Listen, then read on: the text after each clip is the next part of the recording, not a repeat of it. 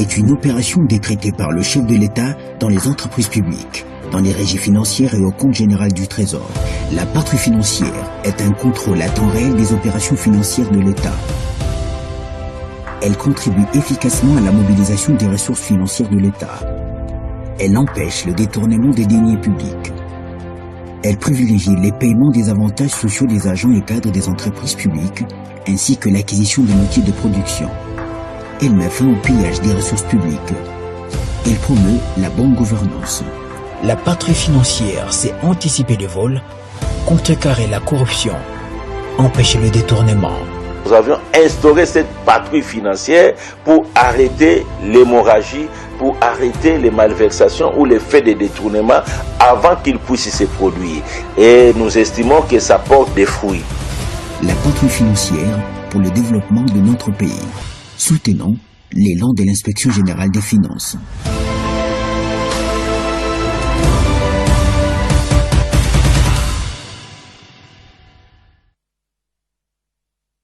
Merci de nous suivre. Nous sommes la production studio aux télévisions. Nous émettons depuis Kinshasa, la capitale de la République démocratique du Congo. Bienvenue dans ce magazine PS Centre que j'ai l'honneur de vous présenter chaque lundi et mercredi autour de 15 h. Je suis Tom Smakongo, le cerveau penseur, toujours au service de ma nation. Je suis là pour vous servir. Vous êtes homme de Dieu, vous êtes pasteur, vous êtes homme politique. Vous voulez prendre part à cette émission? Prenez ce numéro qui est affiché au bas de votre poste téléviseur. Donc, vous appelez, vous faites votre réservation. Nous allons vous programmer et vous allez passer là où vous nous trouvez. Ali Bengue, vous êtes au Grand Équateur, vous êtes en Bandaka, vous êtes de l'autre côté de Gemena, vous êtes Agbadolité et ceci vous concerne parce que cet après-midi, je reçois les jeunes, ils sont de la représentation de la jeunesse du Grand Équateur, ils ont une communication très importante à transmettre cet après-midi. Vous qui êtes de l'autre côté, vous pouvez nous suivre parce que nous sommes sur Canal+, fréquence 349. Si vous avez Easy, fréquence 6, vous allez nous trouver, mais nous sommes également disponibles dans tous les bouquets qui sont ici en République démocratique du Congo. Vous avez StarTime, vous avez BlueSat et que sais-je encore. Vous pouvez juste faire la reprogrammation. Vous allez trouver PS TV et vous allez nous suivre 5 sur 5. Nous disons un grand merci au patron de ces grands médias, à la personne de Patrick Thio Yongandou, un homme très simple mais excellent dans ce qu'il fait. Lui, il a choisi la jeunesse pour investir. Donc, merci beaucoup, Chief. Je suis là pour vous tenir compagnie et je vais vous présenter les jeunes qui sont ici sur ce plateau. Ils ont un message important par rapport à leur province. Comme on le sait, la grande province de l'Équateur a subi un morcellement par rapport à la décentralisation. Il y a, je crois, elle est démembrée, cette province, en 5 parties, si je m'en abuse. Ils sont venus pour une communication qui concerne la sécurité, les alertes, ça et là. Il y a une présence présumée, il y aurait, je dis ça au conditionnel, il y aura une présence d'éléments qui ne sont pas de notre pays et ils sont là pour essayer de tirer la sonnette dans l'arme parce que le travail qu'abat le service de sécurité de la République démocratique du Congo sur le plan diplomatique, c'est un travail très très énorme que nous saluons avec énergie. Les autorités de la République démocratique du Congo qui ne résignent d'aucun moyen pour essayer de sécuriser le territoire national. Donc, nous disons merci à tout ce monde là où il se trouve. Je vais commencer à présenter l'équipe qui est avec moi sur ce plateau. Ils sont au nombre de 4. Je vais commencer à ma droite. Lui, c'est un assistant ici à Kinshasa. Il est venu de l'autre côté. Son nom, c'est Bembiade Eymar. Salut à toi, Eymar. Bon après-midi, messieurs les journalistes. Alors, comment ça va? Très bien. Vous êtes là, c'est pour la première fois à notre oui, plateau. Oui, sur votre plateau. Vos impressions pour les cadres qui vous accueillent cet après-midi? Il est beau. Ça va. Voilà. Lui, il est là, il va parler aussi. De l'autre côté, à ma gauche, je vais présenter aussi un ressortissant de la Grande Équateur, lui c'est Blaise Banzokobi. Salutations à toi, Blaise. Merci beaucoup, papa journaliste. Je suis très content. D'accord. Tes impressions également par rapport... Je suis content d'être ici et on va échanger par rapport à ce que nous sommes venus. Alors, je rentre à ma droite. Lui, c'est Trésor, c'est un entrepreneur qui avait l'habitude de nous suivre. C'est pas quelqu'un à présenter parce que à plusieurs reprises, il a eu à prendre part dans nos programmes. Il est entrepreneur, mais aujourd'hui, il vient parler pour le compte de sa province. Monsieur Trésor, bon après-midi. Merci beaucoup. Bon après-midi, monsieur le journaliste. Vous êtes prêt pour informer ceux qui vous suivent? Nous sommes très prêts pour ça. Voilà. Je vais terminer par Jonathan Dianan. Lui également, il est de l'autre côté. Il représente la jeunesse estudiantine de cette grande province qui a connu le démembrement, mais il reste attaché aux valeurs de sa province de l'Équateur. Monsieur Jonathan, salutations à toi. Salut, monsieur Thomas. Voilà, c'est parti avec eux. C'est depuis là où vous nous suivez. Je vais repartir du côté de la régie où se trouve Richard Mvouidi avant de communiquer, de commencer à parler avec mes invités sur ce plateau qui sont venus avec quelques images, j'allais dire, qui attestent le drapeau de notre État qui se serait retrouvé sur notre territoire RD congolais, mais également l'administrateur du territoire a eu à dire quelques mots. Si nous parlons un même langage avec Richard Mvouidi, c'est parti.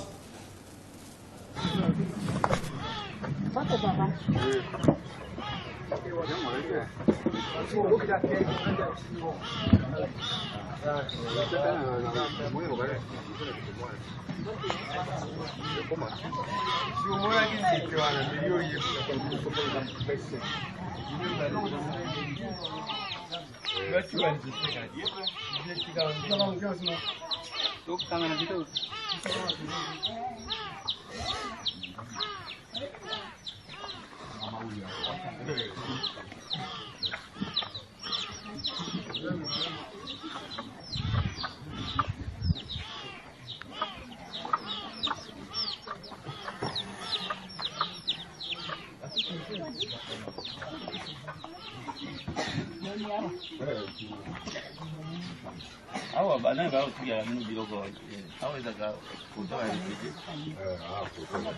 réfugié ya mboka ne réfugié ya kaka Congo nini Congo RC oyo baye kovanda hapana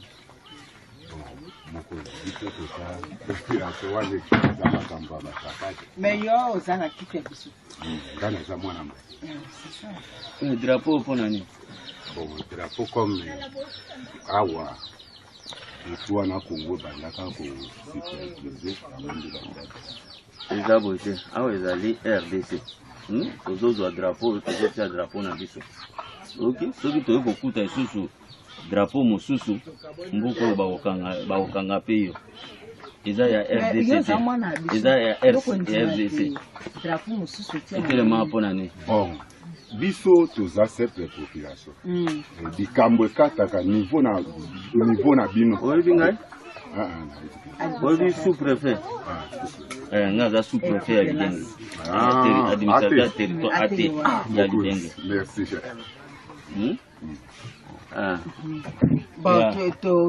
tosala yango na ndenge ya mabe te eza mboka na biso soki basengeli te basala eloko po bayebisa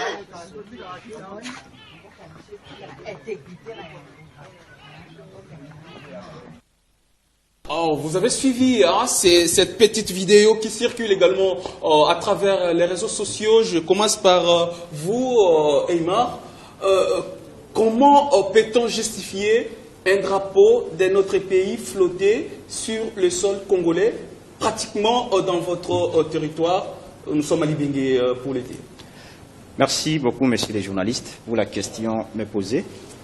Je pense que c'est depuis les mois passés, vers la fin de ce mois ici de septembre, que nous tous, nous avions suivi ici les réseaux sociaux, ici les ondes nationaux qu'internationaux, qu'il aurait la présence des militaires, c'est connu d'ailleurs, parce que les militaires rwandais sont sur les sols centrafricains. Non, là je ne parle pas au conditionnel, je dis ce qui est vrai. Les militaires rwandais, de par les accords militaires entre les Rwandais et la Centrafrique, sont sur les sols centrafricains depuis des mois, presque une année, pendant que la Centrafrique a été menacée par les rebelles. Voilà, il avait demandé l'appui des militaires rwandais pour venir l'appuyer en Centrafrique, donc appuyer en Centrafrique.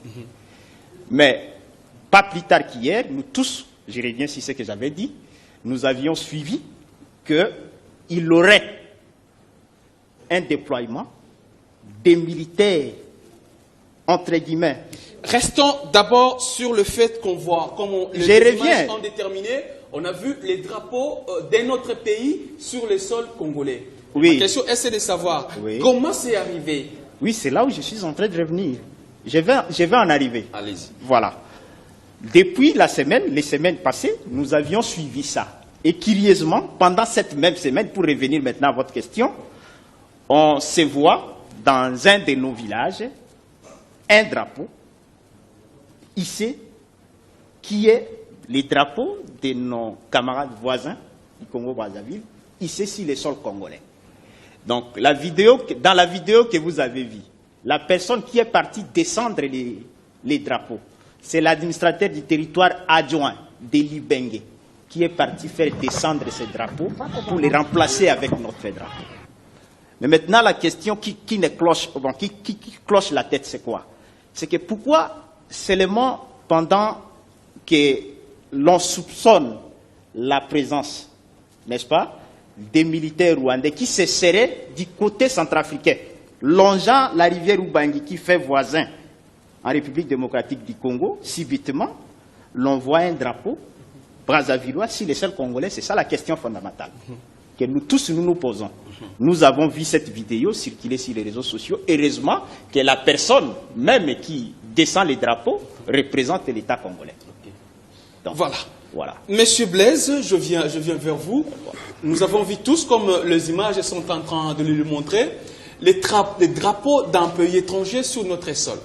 Ma question reste la même. À quel moment ces drapeaux a été planté, bien sûr, planté sur notre sol, et qui étaient là, en fait, ils les ont laissés faire, en fait. Merci beaucoup, monsieur. À quel moment, j'allais poser, à quel moment ils ont hisser ces drapeaux?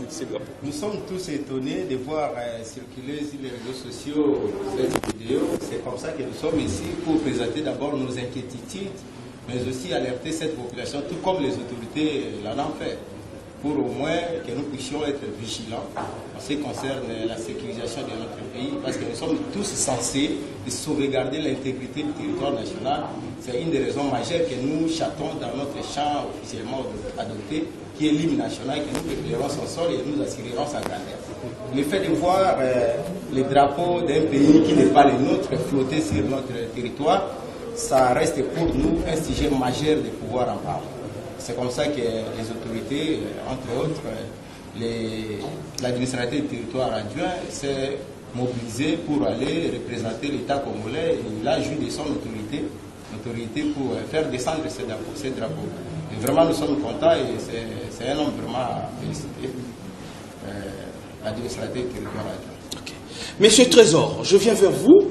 Nous avons vu ces drapeaux. Est-ce que par rapport aux autorités qui sont de l'autre côté, ils ont eu le temps de chercher à savoir qui ont eu à poser cet acte, à quel moment ils l'ont fait et comment faire pour dénicher? Peut-être il y a un réseau de gens qui se sont permis à poser cet acte. Est-ce que les autorités ont pris quand même le sérieux de chercher à comprendre qui ont posé cet acte? Merci beaucoup pour la question, monsieur le journaliste. Bon, pour donner plus de précision, on ne saura pas, parce que nous sommes ici à Kinshasa. Nous avons constaté, ensemble avec vous, c'est pourquoi nous sommes venus montrer notre inquiétude et demander à l'autorité s'il y a moyen de mener encore plus des enquêtes pour savoir qui ont implanté ces drapeaux et pour quelles raisons. C'est pourquoi nous sommes venus aujourd'hui pour saluer d'abord l'effort que l'État est en train de faire avec l'administrateur du territoire qui a montré que l'État n'est pas seulement à Kinshasa, il peut être dans des villages. Alors qu'il ne pousse pas à se limiter là-bas, qu'il pousse mener des enquêtes pour prouver réellement ce qui est derrière tout ce qui se passe maintenant là.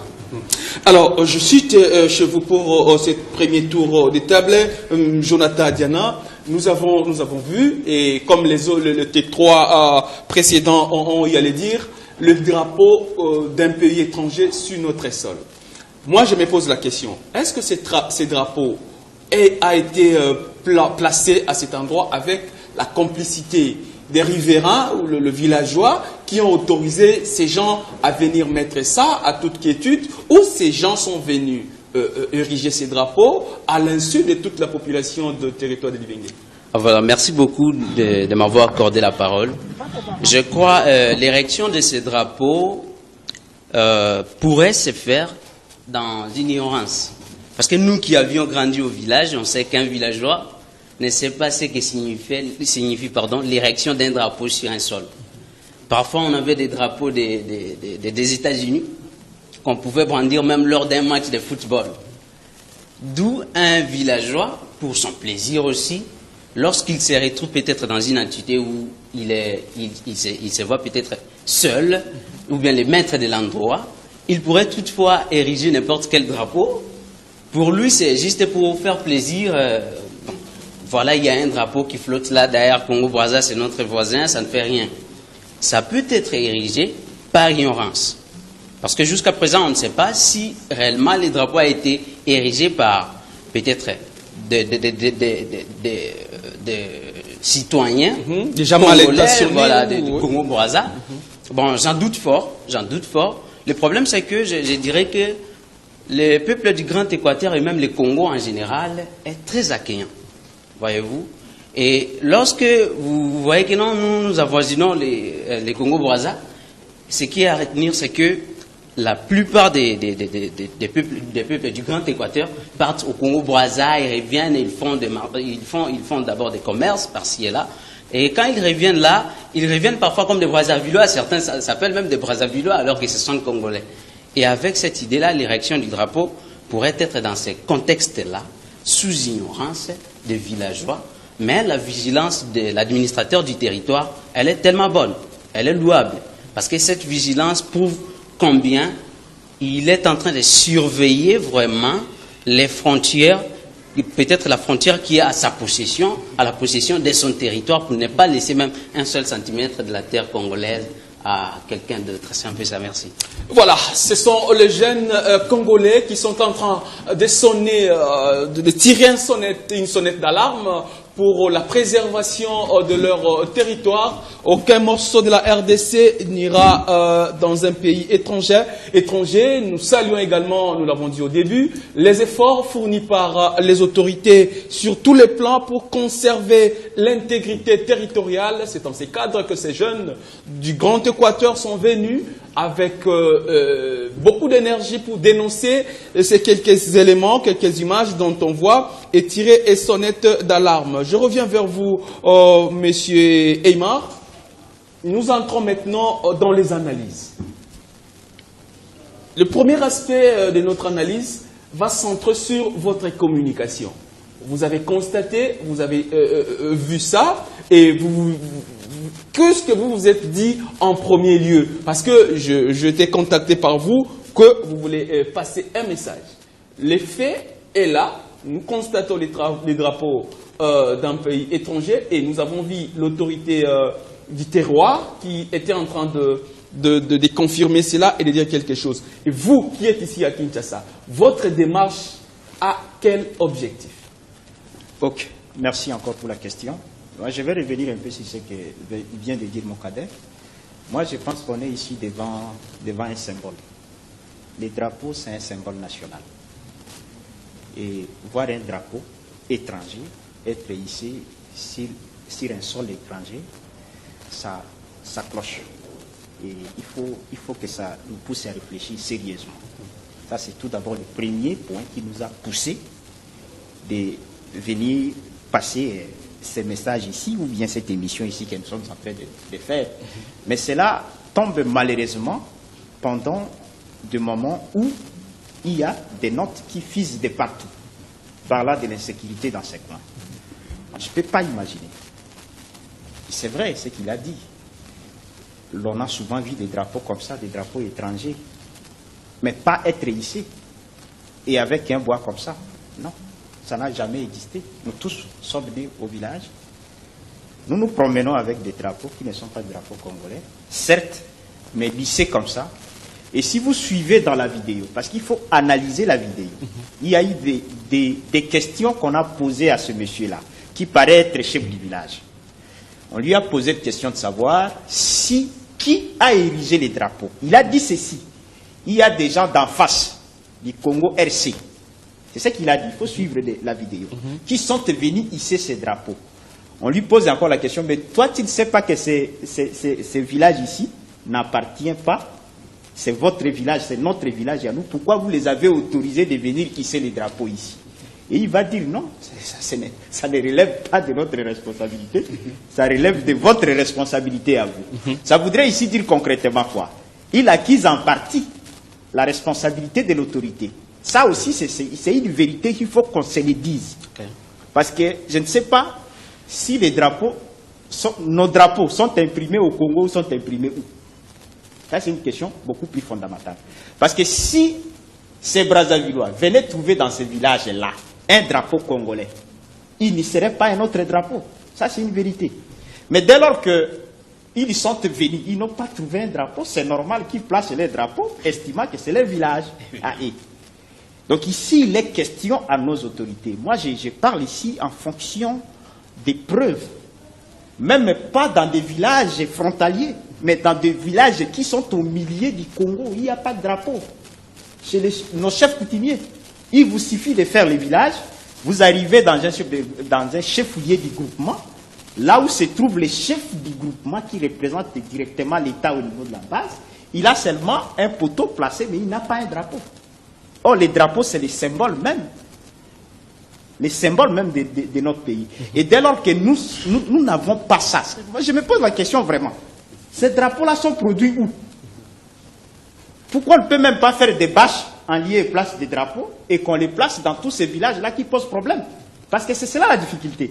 Et si nous ne disons pas ça, demain après-demain, ça sera les drapeaux centrafricains. Après-demain, ça sera les drapeaux zambiens, angolais, qui seront érigés sur des villages qui sont logiquement des villages congolais, mais puisque nous n'avons pas de drapeaux dans ces villages-là, les autres viennent ériger les drapeaux chez nous. C'est ça la vérité. Voilà. Jonathan, je viens chez toi. Là, nous avons vu, nous avons constaté, comme je l'ai dit, nous étions dans le fait. Maintenant, nous commençons à entrer dans les analyses. Voilà.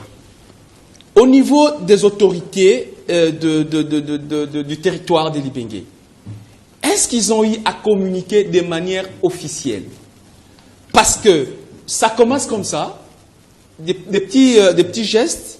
C'est comme des ballons d'essai. Après demain, nous ne souhaitons pas que ça puisse barder. Voilà. Est-ce que l'autorité du terroir ou du territoire a essayé de faire une communication dans ce sens pour essayer de réveiller la population, d'être vigilant pour éviter tout ce qui peut arriver après? Bon, je dirais ça, non, pas encore, parce qu'on n'a pas vraiment de précision sur ces détails quant à ce qui s'est passé. D'où, comprenant un peu sa façon d'agir, il a agi étant qu'autorité. Il doit vraiment montrer sa couleur de gestion, de bonne gestion à sa population. Mais pour lancer d'abord un appel, revenant sur l'intervention de mon aîné Aymar, il a dit cette responsabilité découle à l'État congolais de songer d'abord à comment ériger des drapeaux dans chacun des villages, ou bien dans chacun des chefs-lieux des groupements. D'où peut-être l'administrateur du territoire ne fera pas ça main vide. Parfois, il faut se munir aussi d'un drapeau, ou bien de plusieurs drapeaux, et marcher dans les villages sensibiliser aussi les villageois sur ça. Mais monsieur Jonathan, je pense qu'il y a quand même une finance. Un drapeau ne coûterait pas assez cher. Un drapeau, je ne pense pas que l'autorité, c'est au gouvernement qui doit se mobiliser pour envoyer Non, bon, j'ai dit le gouvernement parce on peut s'organiser, on achète, le président ne peut pas tout faire. Oui. Est-ce qu'ils ne peuvent pas d'eux-mêmes acheter un drapeau et puis le faire ici? Quand je parle de l'État congolais, je vois ces chiffres-là. D'abord, commençant du garant de la République jusqu'à ces chefs-là qui sont les administrateurs du territoire, les chefs coutumiers, voyez-vous. Ils peuvent toutefois mener ces jeux-là, voyez-vous. Je ne dis pas que non, c'est seulement le gouvernement central qui doit décaisser quelque chose, imprimer les drapeaux. D'où aussi l'administrateur du territoire, les deux administrateurs du territoire et leurs collaborateurs doivent savoir qu'ils ont aussi cette responsabilité de sensibiliser la population. Il n'a pas encore fait une communication qui soit officielle pour essayer un peu d'alerter la population sur la vidéo que nous venons de regarder tous ici. Je crois que c'est un peu ça. Ils peuvent faire ça d'eux-mêmes sans attendre même le gouvernement central, surtout. Merci. Voilà. Je viens vers vous, Monsieur Trésor. En dehors de cet insigne, de ces symboles dont nous venons de voir, parce qu'on n'a pas vu une résistance, on n'a pas vu des éléments de manière claire sur le terrain en train de faire des mouvements qui pouvaient inquiéter la population. Mais est-ce que de manière informelle ou de manière d'une façon ou d'une autre, vous avez entendu parler d'autres symboles, d'autres signes qui pourront attester la présence de quoi que ce soit de manière suspecte? Merci beaucoup, monsieur le journaliste. Je pense que vous avez des documents que nous vous avions donnés qui attestent à maintes reprises les rumeurs qui circulent sur les réseaux sociaux que les présumés rwandais pourraient être sur le sol congolais, alors que l'ambassadeur regrettait d'avoir la fuite de ces documents dont lui ne nie pas l'existence. Mais il parle qu'il n'a pas compris pourquoi ce document est sorti. Quel document? Le document de l'ambassadeur de la RDC au Centrafrique. Il y a une lettre du chef de l'ANER de la province du Sud-Oubangi. Il y a l'opposant centrafricain RFI qui a parlé aussi de présumé M23 aux frontières de la RDC. Donc il y a des rumeurs qui coulent là-dessus. Et je voulais revenir sur un cas d'où vous avez parlé de l'impression ou l'achat des drapeaux. Mon frère, mais l'espace Grand Équateur est enclavé. Même on n'a pas de l'usine là-bas pour imprimer ne fût qu'un drapeau. Tout doit venir de Kinshasa.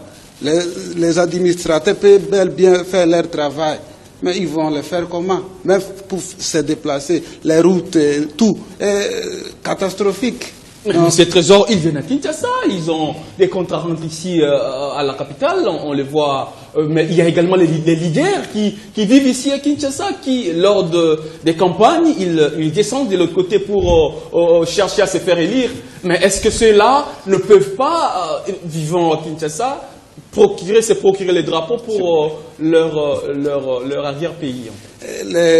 Les dignitaires du Grand Équateur descendent avec les drapeaux du parti ou du drapeau de la RDC. Là, il faut se poser cette question. Parce qu'ils descendent avec les drapeaux de leur parti. Si on descendait avec les drapeaux de la RDC, on pouvait ériger tout au long de nos frontières pour prouver qu'ici c'est la RDC. Donc on ne descend pas avec ça. Alors, Monsieur Blaise, je reviens vers vous. On pose ces problèmes qu'il n'y a pas des insignes du pays qui sont de manière perceptible de l'autre côté de votre cher territoire. Les uns et les autres ont dit, bon, les leaders qui sont là, comme Trésor a dit, ils n'y vont qu'avec des drapeaux de leur parti politique.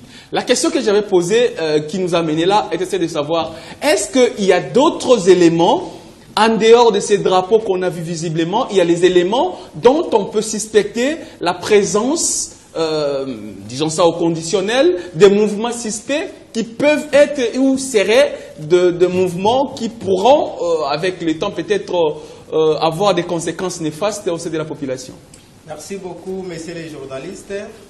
La situation telle qu'elle est dépasse les rumeurs. Aujourd'hui, il y a des alertes parce que vous avez entre vos mains là les documents qui attestent qu'il y a insécurité. Donc nous demandons à la réalisation de faire passer ces documents et que ceux qui nous suivent peuvent regarder pendant que vous parlez. En tout cas, c'est dans cette optique que nous, étant des fils maison, nous étant des ressortissants de ces coins, nous étant des cadres, parce que parmi nous ici, il y a des cadres et plusieurs qui nous suivent, n'est-ce pas? Nous sommes censés d'abord interpeller la conscience de nos compatriotes qui sont au niveau de la base, de prendre la conscience, d'abord avoir un peu la connaissance des lois. Parce que si on connaissait vraiment le civisme qui était l'autre fois enseigné, on ne peut pas se permettre de voir un drapeau qui n'est pas le nôtre sillonné dans notre pays. Moins encore établi comme on a fait là. Alors, au moment précis, nous étant des ressortissants, jeunes que nous prenons, mais des jeunes adultes, nous sommes censés inciter dans le bon sens nos frères qui sont au niveau des villages, d'avoir la connaissance et de pouvoir pas se laisser faire quand tout épisode qui ne cesse pas de nous submerger à travers l'étendue du territoire national, non seulement dans l'espace Grand Équateur, vous savez, même à l'est du pays, là où nous sommes agressés d'une manière ou d'une autre. Et nous sommes vraiment dans les gémissements, et ce n'est pas un cri d'alarme, j'avais suivi le chef de l'État. Donc nous sommes dans des séries de processus pour pallier à cette situation qui n'est pas facile, mais par l'entremise des soulèvements de conscience, n'est-ce pas, de nos compatriotes, nous allons essayer un peu de sensibiliser les uns les autres, à prendre conscience, évidemment, à prendre conscience pour essayer de sauvegarder l'intégrité territoriale. Monsieur Aymar, je vous ai dit réagir avant ma question. Vous avez quelque chose à dire avant que vous... Oui, c'était juste par rapport à la responsabilité du drapeau que vous voulez confier aux administrateurs du territoire. Non, il ne faut pas prendre quelque chose qui ne revient pas aux administrateurs du territoire, leur donner la responsabilité. Comment ça? Mais donc nous, les ministres de l'Intérieur ont la responsabilité de gérer ces histoires-là. Comment vous pouvez imaginer dans un pays sérieux, on manque un symbole qui détermine la visibilité de l'État? Non, il faut qu'on se le dise. Ça ne se conçoit pas. J'ai posé la question ici, on fabrique ces drapeaux où? Et ça coûte combien pour les fabriquer? Nos joueurs, lorsqu'ils partent dans des compétitions internationales... Nous voyons un joueur avec le drapeau en train de... C'est pour représenter quoi?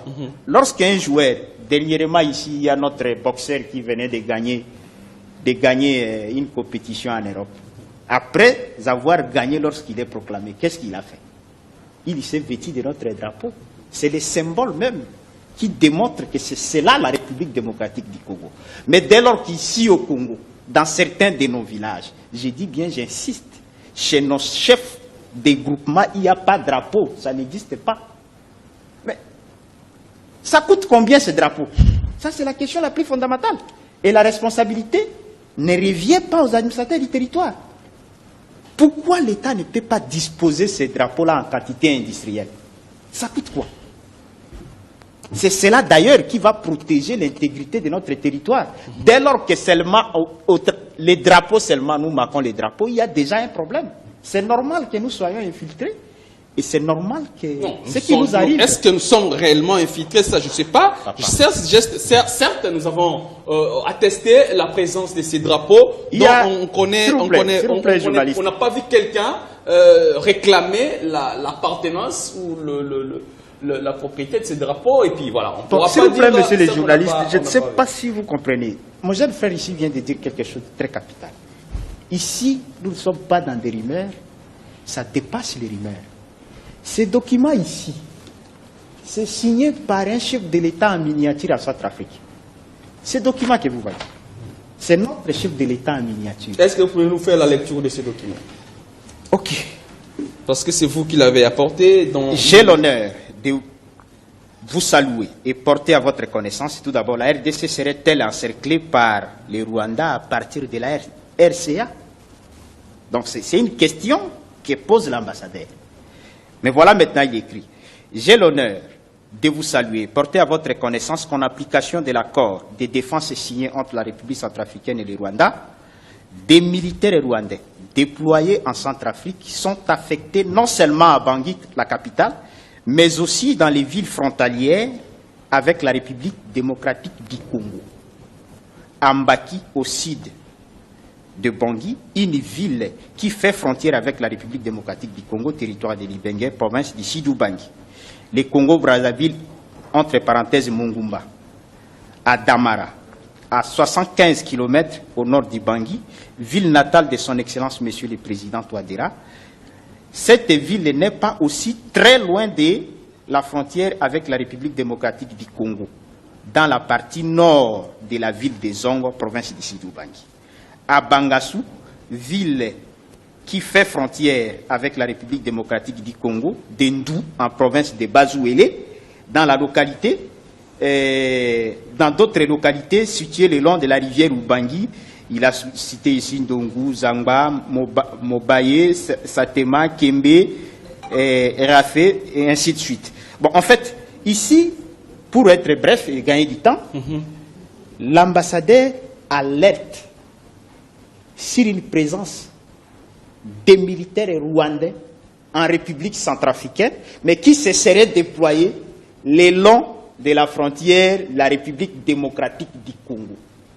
Et appelle maintenant à la vigilance de nos services de sécurité de pouvoir se tenir prêts, parce que nous connaissons comment fonctionnent ces gens. Moi, je pense que c'est cela le gros de sa lettre. C'est ce qu'il voudrait dire de sa lettre. Ce que j'ai aimé, parce que lorsqu'il a été dernièrement interviewé à Zongo, il n'a pas nié qu'il ait écrit cette lettre. Il reconnaît avoir écrit la lettre. Mais au moins, il reste dubitatif si le fait que la lettre soit sortie, soit fuitée. Cette lettre ici, nous l'avons trouvée sur les réseaux sociaux. Heureusement pour nous, nous du Grand Équateur, puisque maintenant ça touche à nous, nous ne pouvons pas dormir. Voilà pourquoi nous sommes venus ici, pour demander à cette autorité de renforcer encore beaucoup plus de la vigilance. Et nous qui sommes jeunes, nous n'allons pas baisser les bras. Nous allons toujours continuer à dire à notre jeunesse qui est là, soyez vigilants. Dès lors que vous voyez quelque chose de suspect, il ne faut pas vous baisser les bras, alerter les autorités qu'il y a quelque chose de suspect ici. Parce que nous ne voulons pas que ce qui se passe aujourd'hui dans la partie est du pays, que nous connaissons nous tous, où nos mamans, nos papas, nos enfants sont coupés en morceaux, décapités, violés, ça se reproduise chez nous, à l'Équateur. C'est cela la vraie question. Voilà. Cette note ici est écrite par un homme d'État. Donc ça dépasse même la limite du rumeur que mon jeune frère vient de dire. C'est un homme d'État. Et je dis bien, c'est un chef d'État en miniature. Donc c'est lui, en fait, Félix Tshisekedi, à Bangui, qui écrit cette lettre ici. Parce que c'est lui qui représente les chefs là-bas. Nonobstant cela, il y a la deuxième lettre qui est écrite pas par n'importe qui. On va revenir, voilà. On va revenir dans cette série de lettres parce qu'il y en a plein. Vous nous suivez partout. Nous sommes en train de recevoir une représentation de la jeunesse du Grand Équateur qui vient pour dénoncer quelques insignes, quelques rumeurs, quelques images, quelques présences. On peut dire ça comme ça, de mouvements suspects dans le territoire de Libenge. Ils sont en train de venir s'en remettre à l'autorité nationale parce que ça commence toujours par des rumeurs ça et là. Et ils sont là. Et voilà, ne nous appelez pas parce que on ne saura vraiment pas vous prendre en direct. L'émission n'est pas en direct. Vous pouvez nous écrire. Faites-nous un SMS, on va vous lire, on pourra voir comment, oh là là, ne nous appelez pas s'il vous plaît, on ne saura pas vous prendre, donc nous interpellons tout le monde, là où il se trouve, les Congos, c'est notre bien, c'est ce qui nous appartient tous. Là où vous êtes, vous devez veiller parce que vous êtes également président de la République dans votre maison. Alors, la présidence, c'est une institution maman, c'est la maman, quand la maman est là, tout le monde a les yeux rivés sur maman. Mais partout où on doit passer, on doit surveiller cette maman parce que elle fait tout ce qu'il y a pour que ses enfants soient protégés, pour que ses enfants soient dans de meilleures conditions. C'est ce que fait le président de la République. Donc, veiller sur ce qui se passe. Nous entrons dans le dernier virage de cette émission. Voilà, il y a beaucoup de gens qui nous suivent, qui nous écrivent de partout. Nous disons comme ça un grand merci à un frère, lui c'est Diani, Diani qui nous suit quelque part. Il a fait également un message. Diani Kungulu, merci beaucoup. Nous disons également merci à Madame Winnie Ngouba, qui est également ressortissante de la province, la grande province de l'Équateur, qui suit avec beaucoup d'intérêt cette émission quelque part. Vous êtes très nombreux à nous suivre. Je vais terminer par vous. Il nous reste moins de 10 minutes. Alors, en 1 minute, en 2 minutes, voilà, en 2 minutes, regardez la caméra qui est devant vous. Veuillez passer votre communication essentielle après tout ce que nous avons dit ici. Qu'est-ce que vous voulez transmettre comme message de manière directe? Voilà, merci beaucoup. Je prends parole ici au nom de tous les étudiants ressortissants de l'espace Grand Équateur, les collèges Mambenga. Une structure qui date de 52 ans aujourd'hui et qui est toujours au milieu de la population congolaise, au milieu de la population du Grand Équateur.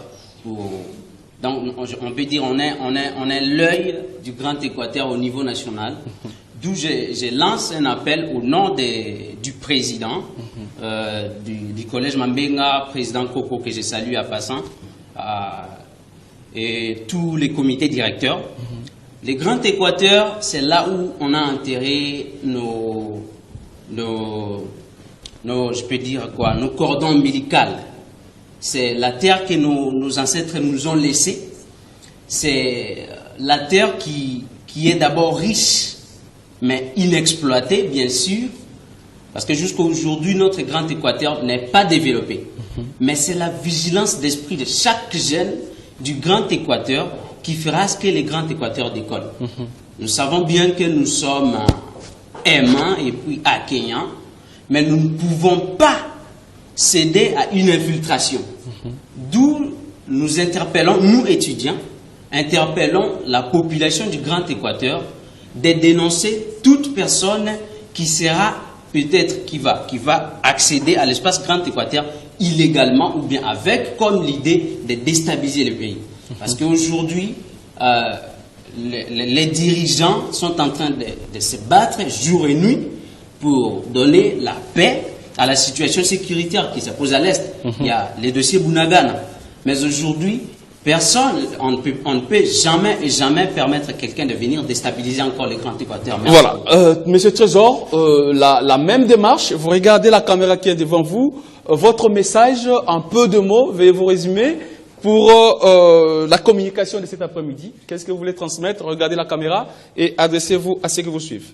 Moi, je dis simplement au gouvernement d'envoyer une équipe dans la province de l'Équateur, précisément dans le territoire de Libengue, qu'il puisse mener des enquêtes lui-même. Parce que tout ce que nous faisons ici, on peut beau parler, mais si l'État ne s'implique pas dans cela, on risque de tout parler, mais ça ne va pas aboutir. Parce que nous sommes qu'une goutte dans l'eau. Alors si l'État lui-même prend ses responsabilités à main, à partir investiguer, voir ce qui se passe réellement et ériger nos drapeaux, ça va faire peur aux autres pour ne plus menacer notre frontière. En plus, je demande à tous les leaders des Grands Équateurs de se réunir comme un seul homme. Parce que depuis que ces rumeurs ont commencé, il n'y a personne qui se prend en charge pour ça. C'est seulement la jeunesse. On a mobilisé, je peux vous dire que tous ceux qui nous sont venus aujourd'hui avec ça, c'est la jeunesse qui se sont engagés pour dire que notre terre ne peut pas être cédée, ne fût-ce qu'un millimètre. C'est pourquoi nous demandons à la jeunesse de rester sur les gardes, parce que le temps n'est pas propice pour céder notre terre à quelqu'un d'autre. Merci beaucoup. Voilà, Monsieur Trésor, je vais chez vous, Monsieur Blaise. La même démarche, vous allez regarder la caméra qui est devant vous. Votre mot d'aujourd'hui, le message clé en 2 minutes. Merci beaucoup, messieurs les journalistes. Je profite à cette occasion pour au moins interpeller la conscience de tous les ressortissants. J'avais dit ici que les ressortissants sont les fils bénis, les délégués des différentes familles, en dépit de nos mandataires au niveau des institutions.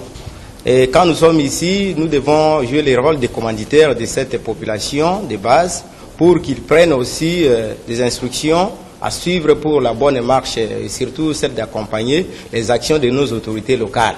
Parce qu'il est écrit quelque part, mon peuple périt par manque de connaissances. Et je crois, si vraiment ces ressortissants pouvaient aussi comprendre que nous sommes censés peupler ce pays, on ne devrait pas connaître les problèmes de surpopulation partielle à Kinshasa pour abandonner nos origines et aujourd'hui les étrangers parce que leurs pays ne sont pas très grands comme les nôtres. Et c'est comme ça qu'ils ont tout intérêt de profiter parce qu'on doit saisir quand même les opportunités. Donc cette naïveté des ressortissants, une fois arrivés à Kinshasa, et oublient automatiquement ses origines, c'est une des causes majeures qu'aujourd'hui notre pays est souvent victime d'agression. Donc les ressortissants doivent faire ce qu'on appelle, ce que l'excellence Guy Luando parle là, je ne sais pas trop, mais il recommande au moins au Revit en fait ça. Il recommande au moins aux Quinois, des ressortissants, de songer au moins à ses origines. Et c'est dans le cadre de peupler ces milliers, peupler toute notre étendue du territoire national pour que l'ennemi ne puisse pas avoir des fins utiles dans notre pays. Voilà, je termine par lui, parce que c'est avec lui que j'avais commencé. Monsieur Eymar, c'est avec vous que nous terminons. Vous faites la même chose, vous regardez la caméra qui est devant vous. Okay. Adressez-vous à ceux qui vous ont suivi en 2 minutes. Merci beaucoup, messieurs les journalistes. J'ai beaucoup à dire, mais malheureusement, le temps nous est totalement imparti. Je vais quand même faire un effort de dire l'essentiel. Je pense que il faille que nous soyons clairs et très précis sur ce qui se passe au Congo. C'est maintenant connu de tout le monde. Parce que le chef de l'État lui-même l'a si bien dénoncé dernièrement ici, à l'ONU, disant clairement que notre pays est agressé par les Rwandais. Les Rwandais, parce que nous sommes à la tête du Rwanda, il y a un monsieur qui veut jouer les sales jeux de la communauté internationale, c'est ça la vérité, et des multinationales pour soutirer nos richesses. C'est ça le vrai problème, c'est ça les grands malheurs que le Congo connaît. C'est à cause de nos richesses que nous sommes aujourd'hui menacés. Mais je ne crois pas que ce soit tous les Rwandais, ou tous les Rwandais, s'il faut le dire, qui menacent les Congolais. Il y a une ethnie très bien connue qui menace les Congolais, c'est l'ethnie Tutsi. Ça, il faut vraiment que nous ayons cette précision-là. Notre ennemi, c'est cette ethnie-là. C'est cette ethnie-là qui menace l'homme congolais sur son territoire. Parce que les Hutus ne constituent pas une menace pour nous. Les Tois, qui sont aussi au Rwanda, qui représentent les 1% et les 80% des Hutus, ne menacent pas notre pays, le Congo. Le Rwanda, c'est un petit pays qui peut entrer 2 fois dans ma province d'ici d'Ubangi. Il ne mesure que 26 338 km². Mon grand Équateur ici qui mesurait 400 et 3292 km². Le Rwanda entre dans le grand Équateur 15 fois ou 16 fois. Voilà, c'est ce petit pays-là qui nous met en difficulté. C'est connu de tout le monde. Il faut appeler les chats à son nom.